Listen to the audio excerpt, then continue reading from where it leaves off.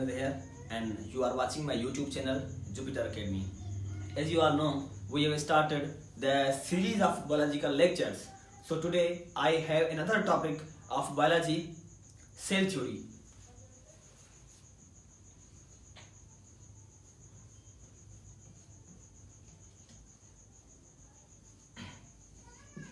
So today we will discuss about the cell theory.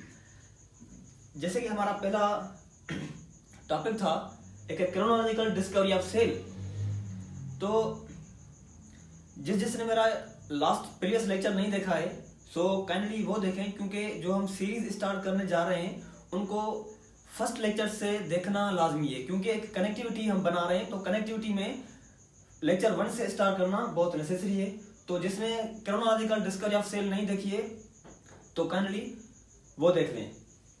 तो आज हमारा जो टॉपिक है सेल थ्योरी। क्रोनोलॉजिकल डिस्कवरी में हमने ये डिस्कस किया था कि बहुत सारे साइंटिस्ट आए, उन्होंने डिस्कस किए, एक टोटल साइंटिस्ट ने अपने अपने कंट्रीब्यूशंस दी सेल डिस्कस करने में। तो अब एक कोई पर्टिकुलर डेफिनेशंस नहीं बन रही थी कि सेल की डेफिनेशंस क्या है और सेल किस किस पार्ट्स के बने हुए हैं। तो कुछ उसके फैक्ट्स हैं, जैसे कि पहले रॉबर्ट हुक ने सेल डिस्कवर किया था। उसने कहा था कि billion of cells have been founded, मतलब कि अगर ये जो हमारा एक इंच है ऑफ कार्क ऑफ कैम्बियम, तो इस एक इंच से जो सेल है billion of cells are founded in a single inch of cork of cambium. New born baby have 1 trillion of cells, 2 trillion of cells. A newborn baby has a 2 trillion of cells. जैसे कि human baby होता है, he contains 2 trillion of cells. When it becomes adult, he contains 60 trillion of cells. When it becomes adult, it contains 60 trillion of cells. And when we donate blood, we give the 5.4. When we donate blood, we give a 5.4 billion of cells. So these three are facts about a cell. So now, what is the actually definition of a cell? After the contradictory, all the scientists contribute their efforts in discovery of cell. तो अब हम जा रहे हैं कि एक particular cell की definition क्या है। तो 2 साइंटिस्ट थे, अगर हम इसको लिखेंगे emergence of cell theory, there are 2 scientist in emergence of cell theory. One was Schleiden, he was in 1838, and another scientist was T. Schwann. He was a zoologist. In 1839. So अब हम देखेंगे कि ये 2 साइंटिस्ट थे और both are agreed on the proper definition of cell. तो इन्होंने 3 assumptions दिए हैं। There are 3 assumptions of a cell. There are 3 assumptions of a cell. अब वो हम assumptions 1 by 1 करेंगे कि वो 3 assumptions कौन से हैं। पहले तो इन्होंने एक मेजर पॉइंट दी, cell is the structural and functional unit of life. जो आपने पहली भी डेफिनेशन ये पढ़ के आए थे सेल की, cell is the basic structural and functional unit of life. Second definition, that all organisms are composed of one or more cells. मतलब इससे हमें ये मिलता है कॉन्सेप्ट कि यूनिसेलुलर एंड मल्टीसेलुलर, मतलब कोई भी एक स्पेशीज यूनिसेलुलर की भी हो सकती है और प्लस में आपकी मल्टीसेलुलर भी हो सकती है। जैसे कि सिंपल माइक्रोस्कोपिक ऑर्गेनिज्म कुछ यूनिसेलुलर है, जैसे कि बड़े ऑर्गेनिजम्स वो they fall in the category of the multicellular. जो अब थर्ड वन पॉइंट है, ये इनकी बहुत बड़ी एक इंटरेस्टिंग और बहुत बड़ी एक कंट्राडिक्टरी पॉइंट थी। अब थर्ड वन पॉइंट क्या है इनकी, ये कहते हैं कि cells are the de novo structure. अब डी नोवो स्ट्रक्चर का मतलब ये है, it means cell can also arise from the division of the dead cells. मतलब कि हमें डेड स्ट्रक्चर से, डेड ऑर्गेनिज्म से एक लिविंग सेल अराइज हो सकता है। इस थर्ड पॉइंट ने बहुत बड़े एक कंट्राडिक्शन पैदा कर दी, कंट्राडिक्शन हो गई इस थर्ड पॉइंट में। तो कुछ साइंटिस्ट आए और उन्होंने नहीं माना। तो जैसे कि आपको लुईस पास्चर का अबायोजेनेसिस और रेडी का बायोजेनेसिस, ये दो एक्सपेरिमेंट आपको याद होंगे अच्छी तरह से। अगर आपने नहीं भी पढ़े हैं तो no need to worry, we will discuss it in detail and depth. तो अब हम आते हैं कि ये जो आपका सेल है, ये एक नॉन लिविंग ऑर्गेनिज्म से कैसे, या डेड ऑर्गेनिज्म से कैसे अराइज हो सकता है। तो यहाँ पे एक दूसरा साइंटिस्ट आया, एक पैथोलॉजिस्ट था, रडोल्फ विर्चो।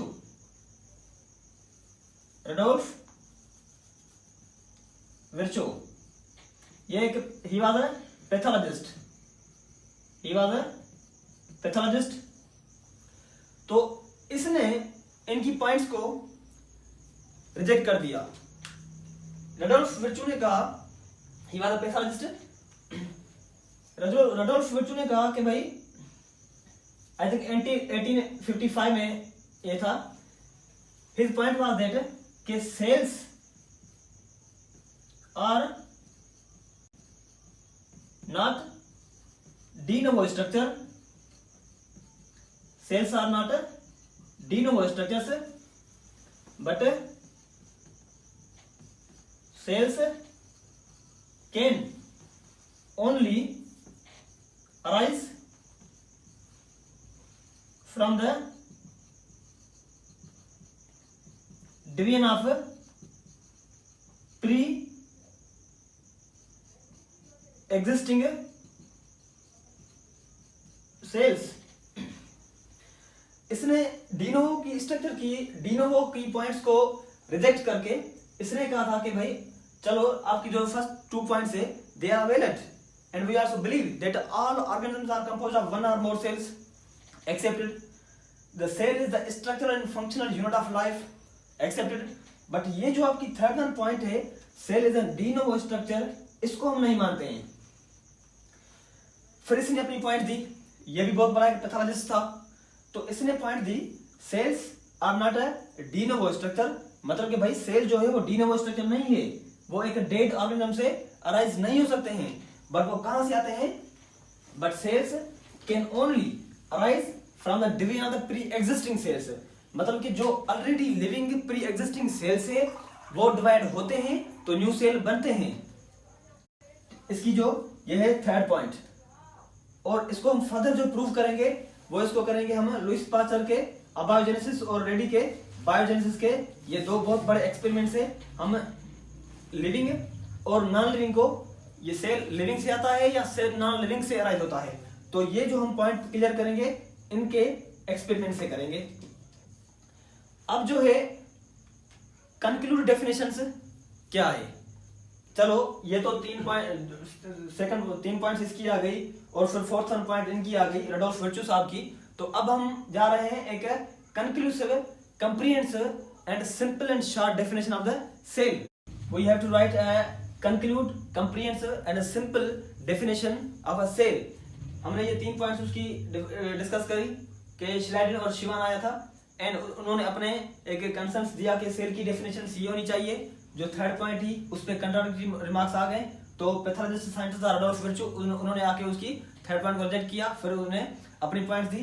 तो अब हम आते हैं एक concluded definition of cell.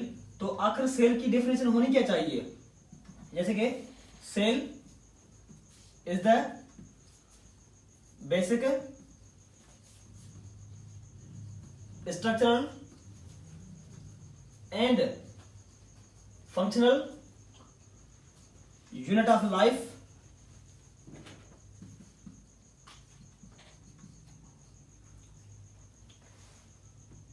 having a protoplasm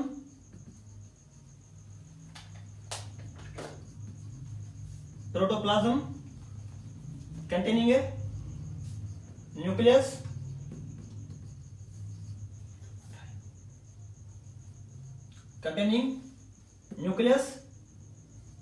surrounded by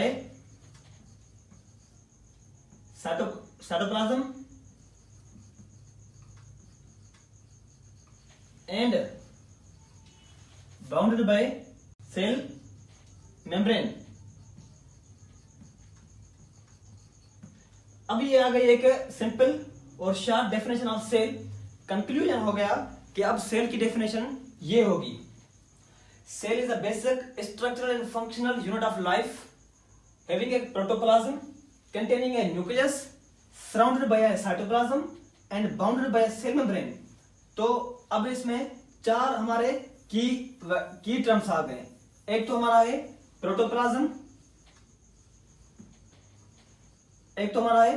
protoplasm, second हमारा है न्यूक्लियस, थर्ड वन हमारा है साइटोप्लाज्म एंड फोर्थ वन है हमारा cell membrane.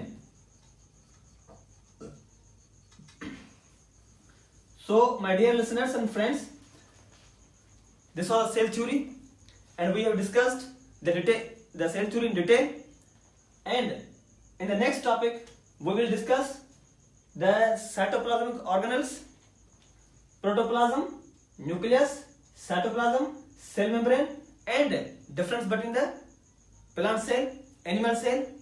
So those who have not yet subscribed my channel, so please subscribe, like and comment and press the bell icon button and comment, message those topics which you have need. So we will discover those topics in detail.